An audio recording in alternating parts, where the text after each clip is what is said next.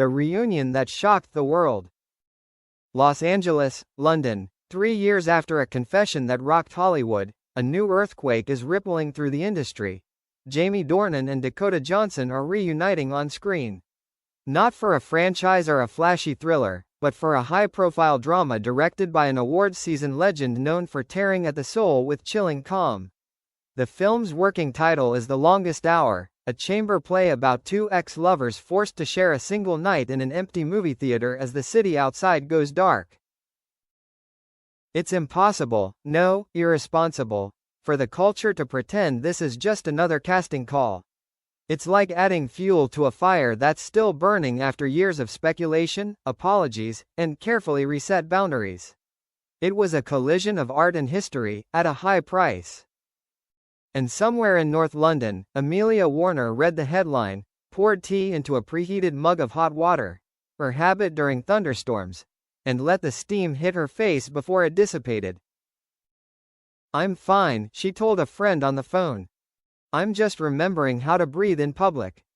The email that changed everything. It wasn't a call that came first, but an email. Subject line, warm invitation. From the director most actors would take a pay cut to work with.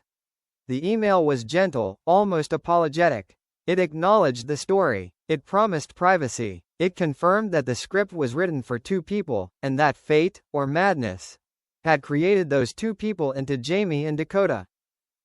Jamie read it at the kitchen counter, cluttered with school permission slips and an unfinished grocery list.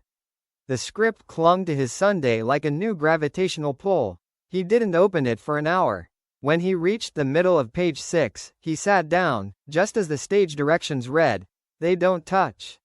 The space between them is the loudest thing in the room. He texted Dakota just one word, "Read." Her reply echoed across the city and the ocean, "Me too." The encounter, neutral ground, maximum stakes. They met in the most unlikely place, a Hampstead church hall rented for community theater rehearsals.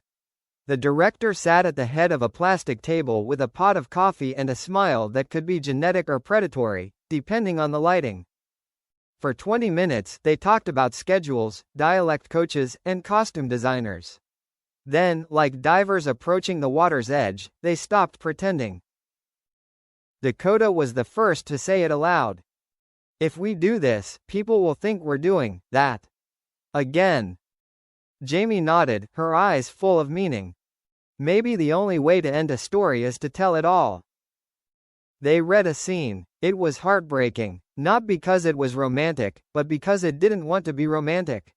It required two people to miss each other without seeing each other, to confess without breaking up, to say "I love you" as an act of kindness, and then go back to their own lives. Dakota's hands shook. Jamie saw but couldn't reach. This was their pact, respecting the distance. The director cleared his throat. "There's a truth between you two that I can't make up," he said. "If you two can stand without drowning, well, make a movie." Questions about Amelia. The internet didn't wait for permission. Within hours of the news breaking, an assistant's cousin, a sound engineer's best friend, the hashtags exploded. Hashtag Jamiota is back. Hashtag Amelia deserves the world. Hashtag 1 hour long. Hashtag will end in tears. Jamie called Amelia before the story got complicated. He didn't ask, he said. "This is a chance to do something real," he said quietly.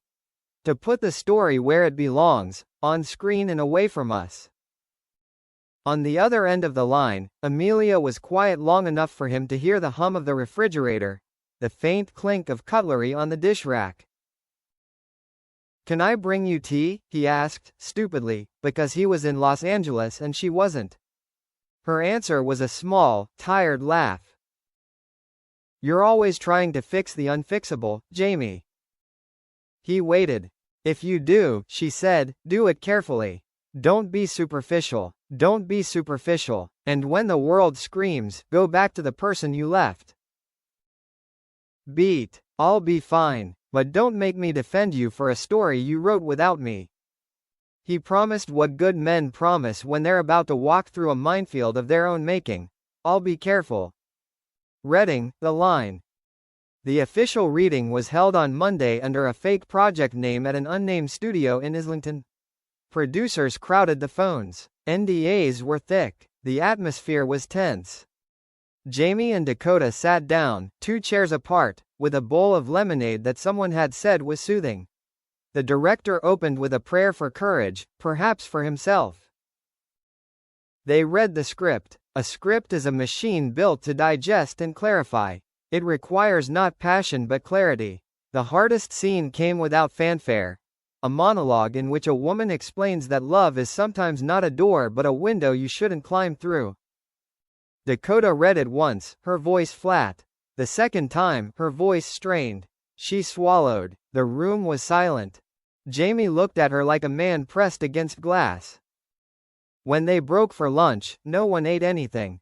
The actors huddled around the phone like a campfire. The 2 leads hid in separate corners. Eventually, inevitably, Dakota crossed the room. "If we do this," she said, "we won't be insinuating. We'll act. We won't feed the monster." He looked into her eyes. Art, not an alibi. They shook hands. Not with their hands, but with their eyes.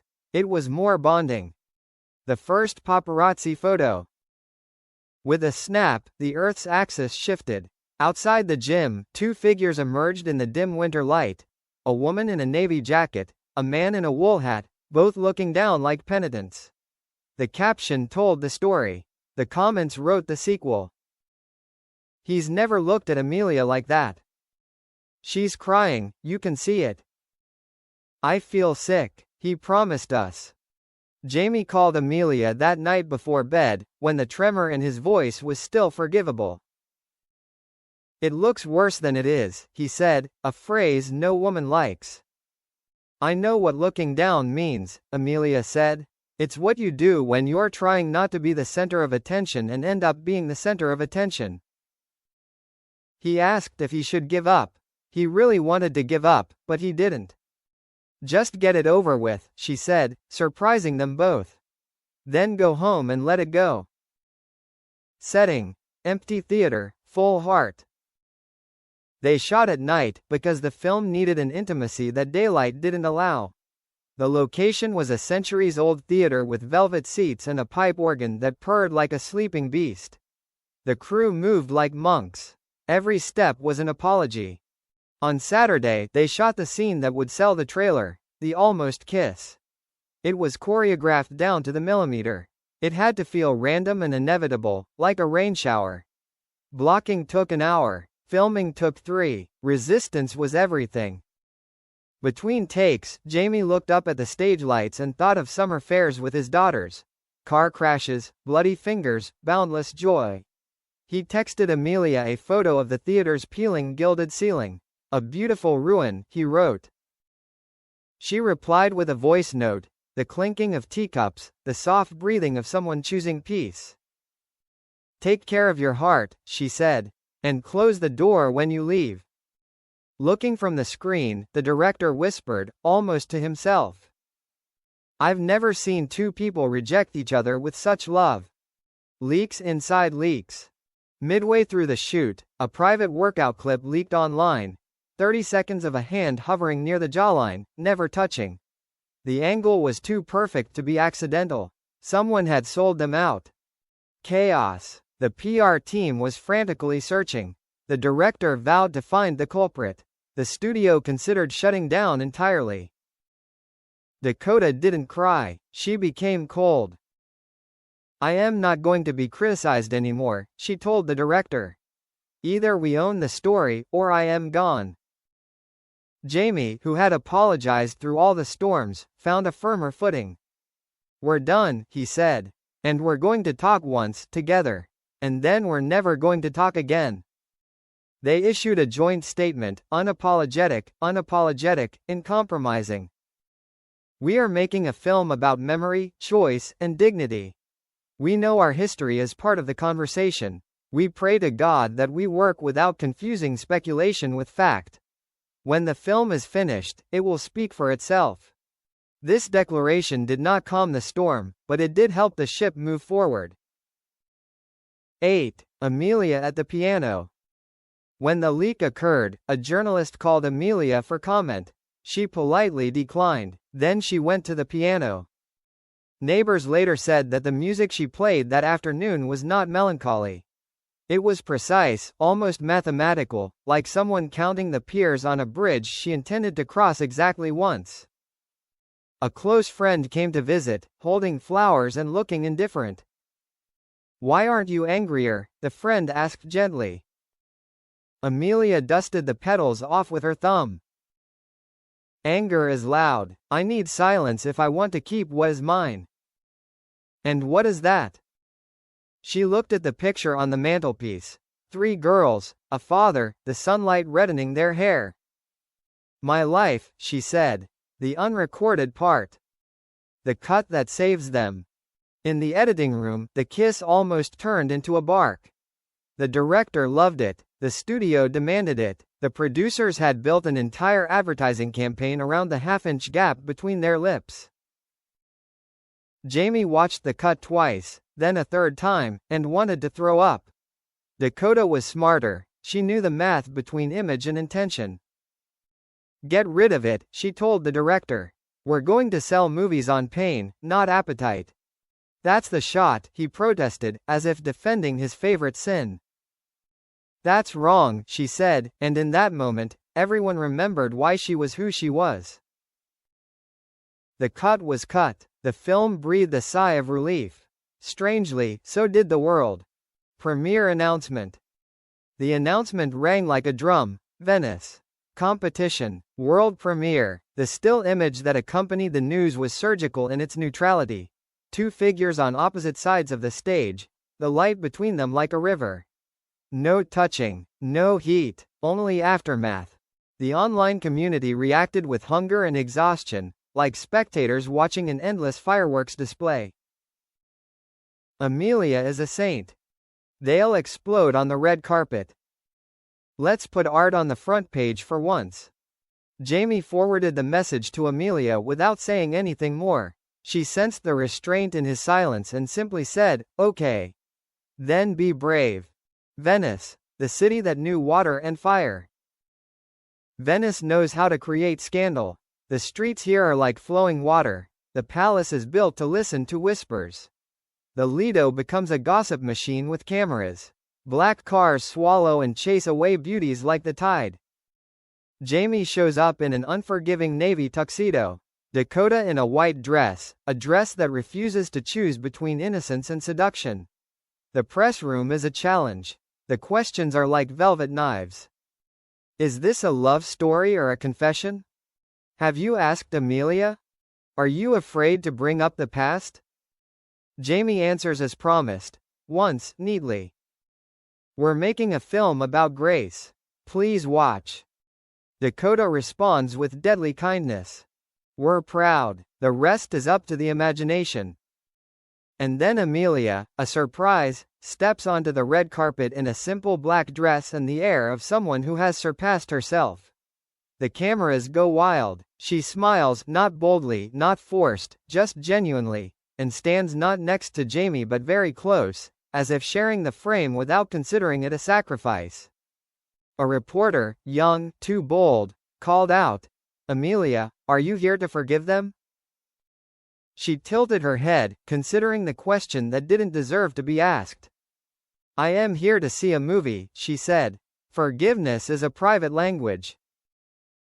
That was the line of the night. The screening, 99 minutes of breathlessness. Inside the Sala Grande, the atmosphere was tense. The film began in darkness and lasted longer than the audience expected. When it finally emerged, it was 2 faces illuminated by an old chandelier. It was brutal, gentle, and stubborn to the point of losing its charm. The kiss almost never came. The truth was revealed in smaller ways. A long silence, a hand reaching into a pocket, a line that felt like a decade had passed. About halfway through the film, a woman sitting in the row behind Amelia begins to cry silently, the kind of crying that doesn't need witnesses. Amelia doesn't turn around. She stares straight ahead and lets the story unfold. The final shot isn't of them standing together. It's of an empty door and footsteps walking in opposite directions. The introduction is a blessing. Silence. Then applause, a soft, resounding round of applause. Not gossip, disciplinary. Applause and moment. They stood to thunderous applause. The director bowed, grateful and a little disappointed. Jamie and Dakota exchanged a look that seemed to hold the world together and then let it all go. And then the unforgettable moment, pure cinema, pure life. As the applause rang out, Amelia stepped into the aisle. She didn't move toward the stage. She turned to face the audience and, with a small, almost shy nod, applauded for the film. Not her husband, not his past, but the work. Jamie saw her and stood still. Dakota saw her and looked down, swallowing a wave that could have sunk a ship. The applause grew louder, as if the entire room recognized in that gesture a rare human choreography. 3 people choosing to tell a story rather than be swallowed by one. A ray of light flashed from the aisle. A shot cuts to the night. Amelia looking sideways, clapping. Jamie on stage, tears in her eyes. Dakota, her hand on her heart. The title was right, but this time, it was spelled correctly. Grace, not gossip. Aftermath. Fire, then ashes, then light. The morning reviews were both exhilarating and disappointing. Some critics couldn't resist tying each sentence to a decade of speculation. Fortunately, others wrote about framing, breathing, and the ethics of restraint. Social media performed a strange dance of empathy and longing. There were edits, tears, petitions, and thoughtful posts. But there was something else, too, a weariness with the same old stories. A yearning for an ending that wasn't punishment but decision. Jamie and Dakota held their ground. They did an interview together, sitting next to the director. They talked about craft. They talked about the cost of being close to strangers. They didn't talk about hotel rooms, looks, or assumptions. They let the empty door do the talking. Amelia flew home early. She left a note in Jamie's tuxedo jacket pocket, found later, folded neatly like a prayer. I'm done. Very clean. Remember to close the door when you come back. He did. Coda. The closed door. Back in London, a week after Venice, the cinema in the film held a charity screening. Jamie arrived quietly with the director. Dakota sent flowers and a simple card, for the void that saved us. After the QA, Jamie stepped out into the cool night air and saw the sky doing its London thing, signaling rain and choosing mercy. He breathed. He had breathed before, but this time it had a shape. Back at home, Amelia left the kitchen light on. A kitchen towel hung like a peace flag. They didn't talk about Venice. They didn't talk about the pain. He set his phone face down on the counter, a learned behavior, and reached for a plate. The family choreography continued, its sanctity palpable. Then, before he fell asleep, he asked the question he'd carried like a stone. Are we okay? In the darkness, she answered with a truth solid enough to carry on. We've finished that story, she said. Now come watch this movie. He nodded, unseen, and understood. Salvation isn't applause, it's participation. Final thoughts. What the world took away, what it gave back. The Longest Hour went on to win awards, not the biggest ones, but the ones that mattered to those who still believed in cinema as a way to tell the truth objectively. Newspaper articles were written about the morality of almost. College courses graded the film on its lessons in non-contact intimacy. Fans held tight to their yearning corners, that was their right. But a quieter fandom emerged, too. One that quoted Amelia's line, "Forgiveness is a private language," when the conversations got tense. And Jamie? He worked a little less. He gardened a little more. He had, in the end, become a man whose public shadow dwarfed his private life. Dakota directed her first film, a summer short about a girl who returns a borrowed book a decade too late. In interviews, she shared that she learned from The Longest Hour that holding on can be an act of love. As for Amelia, she released an EP called Doorways. The cover is a glimmer of light in a doorway. The third track is a C major waltz, unexpected and entirely fitting. Somewhere along the way, a critic penned the year's most poignant line. They made a movie and closed a chapter. In a time of growing exhaustion, 3 people, a marriage, 2 coworkers, a world full of witnesses, found a way to burn. And when the door closed, it didn't slam. It clicked into place with